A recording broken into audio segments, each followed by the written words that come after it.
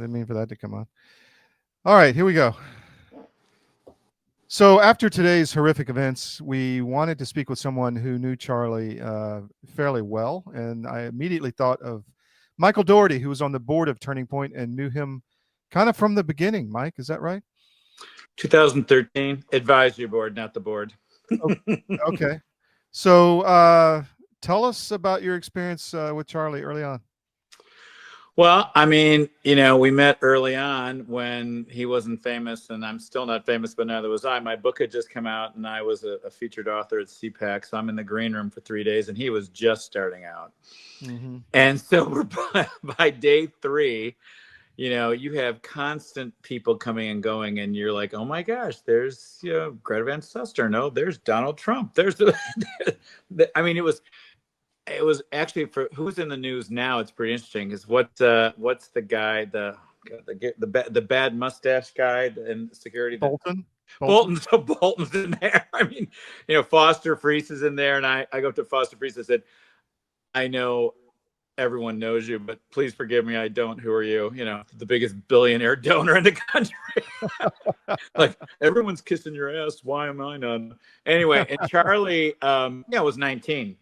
And I was I don't know, how old was I then? Back then I was 52. So there's a big age gap. So Charlie and I have 30 years apart. So it wasn't exactly, same generation stuff. But I said to him, I get it. So you're here to meet as many people as possible and get the free lunch with the great food too. Because that's what we were both doing. We were both in there. We weren't coming and going. We were like hanging the whole time, right, networking our butts off. And from that, a friendship was born. And so cool. It was, you never get access, right? He took off like a shot. But that also, I think, built, a trust, because and then you just watch him go. And I didn't, we didn't talk daily or even weekly, but when we talked, he had me on his advisory board, and I watched Turning Point go from 0 to 60, and I met a lot of phenomenal people. I got to tell you, the people that support Turning Point are the millionaires next door. They are good people. Good people, and they are in massive pain today. Yeah. They are the silent champions of this country, and he, in a way, he was their patron saint to get to the youth of America. Because Charlie, Charlie didn't go, oh, I'm just going to be. I mean, Charlie came to see and sort of with Montgomery and out of Chicago, and that was his mentor and his first real support. And he was rejected by the standard conservative movement. They didn't want to go after the youth. They didn't want to really have to go after minorities. And Charlie was a real broadening, inclusive visionary on this. And from a business point of view and an entrepreneur point of view, Charlie went to a market that didn't exist and created it. And that's why it's so much power within it, because he was the top when there was nothing there and just rose with it. And he matured with it. I mean, he was, 19, 20, 22, 23. I mean, one time he kind of, I forget when it was, he was on stage, and, the media, I'm home and the media blows up. Charlie Kirk gets upset on stage at someone and blah, blah, blah. And I texted him. I said, okay, don't let this get to you. They're going to, just don't get mad at yourself.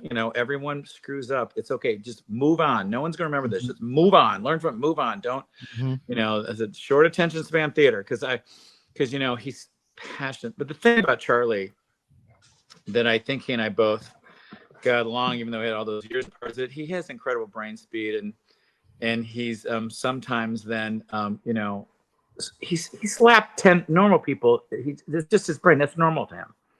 Normal to Charlie is abnormally fast, and most people can't keep up because he's not like most people. And so so let's just say I'm somewhat accused of being the same sort of lacking in the attentive span to others. Your brain's moving on. You're like, what? And sometimes you can come across a little abrupt. Not you. No, and not impatient. You. Not me. So, unless you drive me crazy.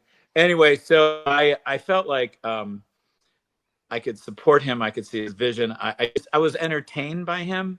It's great to watch someone like that at that age. It was and he and I had we had a saying with each other, which now means so much to me. It was fun, lucky, because I mean, this is all personal stuff. Well, It's like personal's fine. Yeah. when we saw Joe, we go, "It's a God thing." Because we're like, "It's a God thing," because we would just like one time. I mean, he would call me up out of the blue. "Hi, it's Charlie," and I'm like, "It's been like 7 months." I'm like, "Charlie, who?" I'm in the middle of work. And so I need. Yeah. I'm like, "Oh, Charlie. Okay, yeah, got it. Okay." And then gone. I mean, but there was just we can pick up and leave off because and that's it. So one time I had emailed him I needed something, and he didn't get back to me like once, twice. Now I know he's got a million people coming at him, so to get through, you have to ping. Sure. And I'm like, hey. It's been 3 weeks. It's me. And I get off the plane in Atlanta, and he's getting off the plane next to me. Like, we walk off the same time. And I turned and I went, and I pointed at him, and he goes, "I know." And then I took him to the hotel, we go, "It's a God thing." So that was kind of our line. It's a God thing. And that's what's terrible today, because I'm like, is this a God thing? What the hell? Yeah. Because his wife, oh God, Erica, it just breaks my heart. I can't even, I don't want to get upset. It's so hard with Erica and his kids, and his parents are, his parents are Chicagoan. His mom, I don't know, I haven't talked to his dad that much, but his mom's utterly delightful. And no parents have to go through this, but this is not, these are not parents, of the manor born who are from a wealthy family that this is not, the Fox, the Rupert Murdoch's son, this, I was like, and I remember the first time I ever met his mom, I said to him, "Okay, where'd this come from?" It's like, she was like, "Well, basically, I don't know. He's always been like this. I mean, he's always been strong-willed and very clear and knows what he wants and will disagree." And he would sit there and like watch television and just blah, blah, blah. And he's it's Charlie's Charlie. And that turned into a brand, but he didn't become anything artificial. And so this is I mean, you can't train intelligence. You can't train his authenticity, his personality, his brain speed, to hit that starting when you're 19, 20, and then have to deal with it. And Charlie, it's not an easy existence, because it's uncharted territory, and he, it's wild. I mean, you're like, that's why I meant, like, okay, because he wasn't always poised. He had a lot to learn. He was young. It's so much to take when young, and it's not fair to expect perfection from young leaders in the conservative movement. We really don't have any role models. Yeah. We don't have role models that are other than politicians, and I'm sorry, but most politicians are not good role models. Okay, because you're living in. I'm sorry, living in Dracula's castle does not create great role models. And as far as just how long you're going to be in this, because they weren't in political office, but they were in absolutely political life, and they had huge impact and impacted them. So that's why today, I tell you, my phone started blowing up the second it happened. It's still blown up. My head is spinning. It's still half as not real. Your government doesn't care about you. That's why you need a medical emergency kit. It contains life-saving medications like ivermectin, Z-Pak, and antibiotics. Stock them before they block them. This is a special report. Knowing how to invest your money is harder than ever before. Dealing with stock market volatility, record debt, and terrorist attacks requires new thinking. At U.S. Asset Management, we can help you see the world more clearly so that you can move beyond the chaos and invest with confidence. Call us, visit us online, or drop by our office. U.S. Asset Management, helping you make better decisions with your money. And you have to process it. But he was, it was like as entertaining to watch and fun to banter with him. I was not an ass kisser. He did not appreciate I can verify that. I can vouch for that. Yeah. I was like, look, I'm not Donald Trump, and I'm not worth $500 million, but I happen to think, so that was not, so we both had a big mouth. he just had a lot more power than me. So, but you know, it's, I don't know, where do we go from here? Well, let me ask you this. I mean, I think that he was very effective awakening the youth, if you will. So who really couldn't let that happen? Right? I mean, who would want to kill him? You know, that's the question. Well, I think there's a lot of people might want to kill him. Yeah. But then there's difference that people that would kill him. Yeah. And I think our society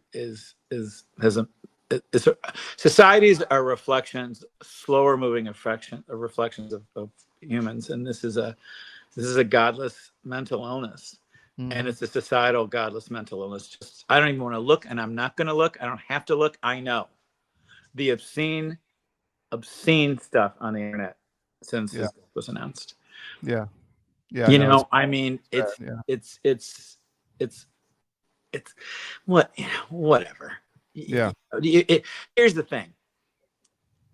That bounced off Charlie like, you know, bullets off granite. It just wasn't, you know, and there's no way in hell that his death is going to slow anything down. If nothing more, it's going to hunker down and show people, because this is completely without excuse.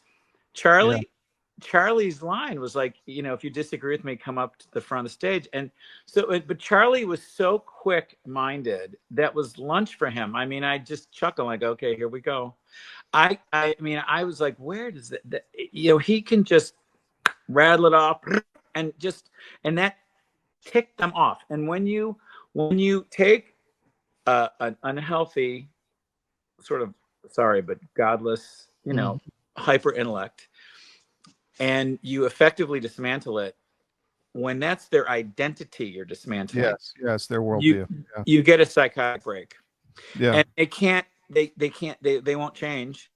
It's easy to get rid of the mirror that's the reflection. That's a really good point. And he was so good at that. I mean, it's and not warm and fuzzy, right? I mean, Charlie was just it was the alarm bells to Charlie were too loud, and he's not wrong to worry about your feelings. This is real stuff at stake. Yeah. And it actually proves his point. He will not die in vain. I swear to God, no. But right now I can't even take in, because I know I don't know his wife well. I haven't been that involved with them the last 2-3 years. Okay. But I can tell you I was there when he dated her, and I was there when he married her, and I'm thrilled with their kids. But he's now, like James O'Keefe, both of them are very young. Both of them are now gone to another level, you know. So like, I can't get to them directly. They've got security. They've got layers. They've got, I think Charlie had 2 or 3 personal assistants. I mean, you know, it comes to a level that the personal sacrifice and the isolation, so you can't continue. Because I was not Charlie's, I think I was Charlie's friend, you know, not anything important like a massive donor. I just had a really direct real world experience, and we connected on that. And I mean, in the beginning, I remember, because I was marketing my book and I was everywhere, and I'd bump into him. We didn't, you know, he'd go, I'm seeing you everywhere. And it was only a couple of years later, I was like, yeah, let me guess. And you really don't know why either, do you? And he goes, no, I don't. And then so I sent him some articles, and that's when it really hit off. Anyway, my point is that, you know, he's a human being to me, like more than, I mean, because my experience with him was much more personal. And I got to stand there, and I had I guess the gift and the luxury to be in that 50-yard line seat, watching him almost from the beginning, and cheer him on. I had a fundraiser for him in Atlanta a few years ago, and you know, just being truly happy for his success, but also concerned for his well-being and the integrity of the organization and the direction of where things are going in the long run. Because when you got people that are really young, I was young, and I laugh at the young me now. I didn't know enough to be afraid. I'm like, oh my gosh, I wish my dad was alive now, because I was like, he would have such a good time having me tell him how right he was. Yeah. And so that was the thing about Charlie's was fearless, but a lot of it is just that comes with youth. And I don't know. I mean, I can't relate. Once he started having Donald Trump on his phone, Yeah. and hanging in the White House, then I'm like, okay, he does not need. Yeah. He's Well, got. you mentioned something that I wanted to talk about, the future of Turning Point. Where do you see that now? Is there a bench that can step in and keep this going? Oh yeah. I mean, look, when that was always Charlie's obviously a massive personality, and he is the face. I think Charlie turns into a legend. Mm-hmm. Mm-hmm. I mean, it's like, no, you're not going to put that fire. No, I'm sorry. We're going to make sure it's burning even brighter. And that's the weird thing about the advisory board, the board, the people. There's a real passion. Those people, these are, this isn't Jeff Bezos that's on these advisory boards. These are people. These are the children of the grit. These are American heroes. These are people these are entrepreneurs. These are people that are passionate about the country. These are people that aren't famous and don't want to be. Some have gotten some really good positions that they deserve to because they're also Trump supporters. And some choose to not have the background and stay in the background, but they're all passionate, all dedicated, and they're all dedicated to the vision. It wasn't, oh, it's Charlie Kirk. It's Charlie Kirk's vision, and the vision is to bring that access to college campuses. That he couldn't have known at the time. It was just so prescient that how college campuses are now the face of no free speech. Yeah, supported by a virulent anarchy from the tenured faculty, and this is with no accountability, and it's very nihilistic. Yeah, very, and this is a big thing. So I think. Too many words to tell you that I can tell you I'll be damned, and I'm sure many other people are going to be damned and think that that's going to be the end of Turning Point. Yeah.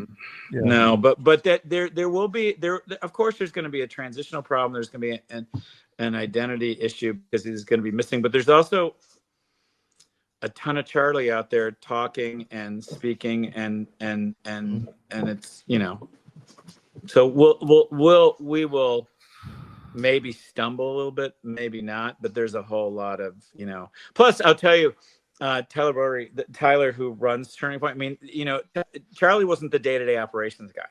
Yeah, I mean, and Tyler, who is in the back, has had a lot of strong things happen to him also, and he's smart, and Charlie was smart enough to bring people around him that knew more than he did at that level. That was a really smart, early thing. No. Interesting. Well, cool. Anything else, Mike, that you want to get out for people? I don't know, not right now. I'm glad I got to talk about. I just hope this is not. We're not going to react with violence or we're not going to do that. We're just going to hunker down and dig in deeper. And although I think people say that we use words like this is a war, and they're supposed to be they're supposed to be sort of images, and now I feel like, oh, that was a big soldier and this is a war, and it got very real today. And I'm still honestly, about 80% of me is like talking off the top of my head because I can't even take it in, because for me it's quite personal. My head's been spinning all day. I've not been able to really function. I left work. The phone's blown up, and I just like, what, and so I guess that's all I have to say for now. Michael Daugherty, thank you very much. By the way, the book is The Devil Inside the Beltway. Check it out for one of the early victims of the deep state who prevailed. So thank you very much, Mike. Thank you. All right, bye.